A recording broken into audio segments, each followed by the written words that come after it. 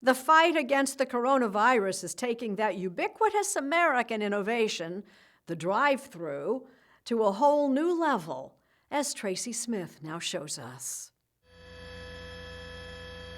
All over the country, parking lots have become doctor's offices, and every car is a little waiting room. Oh, no. And the key word is waiting. Here in California, drivers spend as much as 6 hours in line to get to the big tent where they crack open the window just enough for a nasal swab or a needle stick, and then drive off to wait some more for the results. So people queue up hours before we open. Dr. Matthew Abinante says the process is slow, but there's no better way. So the drive-thru is the only answer? In my opinion, it is. It is. Hospitals are overwhelmed, urgent cares are overwhelmed, doctors' offices are overwhelmed. They're trying to develop home kits, but it's just not fast enough. A drive-through, fast food style setup is just the way we probably have to go. Seems now the drive-through, that symbol of American excess and maybe even laziness, is finally getting a little respect. These days, when you have to wear a mask just to go out in public, a drive-through testing facility seems to make a lot of sense. And that's especially true in this country, where you could drive through to get just about anything. Today, Americans want it all, they want it now, and they don't want to get out of their cars to get it. A few years back, our dear friend Bill Geist found drive-through weddings, Do you take this woman whose hand... drive-through funerals, and more. So much more. Here's one a lot of people can't even believe. Can I help you? Bourbon and water and a martini straight up with a twist. It seems that there's no business that can't be done out of a drive-up window. Martini straight up. Thanks very much. Yeah, have a good day. I've seen drive-through confessions for churches, drive-through animal adoption centers. Everyone is kind of adopting this model to make businesses go.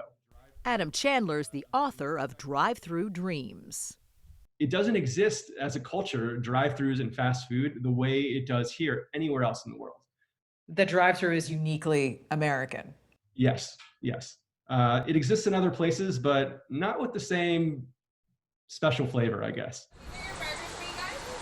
And that flavor sells. According to a recent study, fast food restaurants take in about 70% of their income through that little window. And now the pandemic has made it the only game in town. Drive-throughs are how hospital workers and truckers and families are getting fed right now. And so it's actually how the country is continuing to move. And that's important to note too. Yeah, extra honey mustard.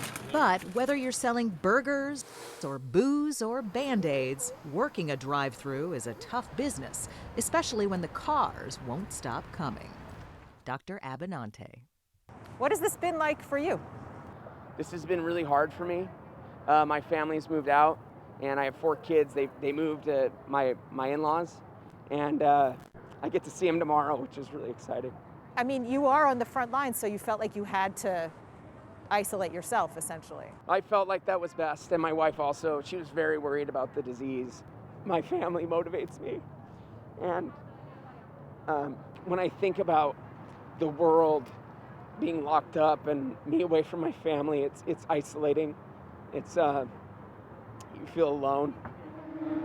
But for now, it seems the best way forward may be to stay isolated and just drive through. Is this, in some cases, a matter of life and death? In some ways, yes. But if we prevent 1 case and we can prevent 3 from that person and 3 from that person, it's exponential.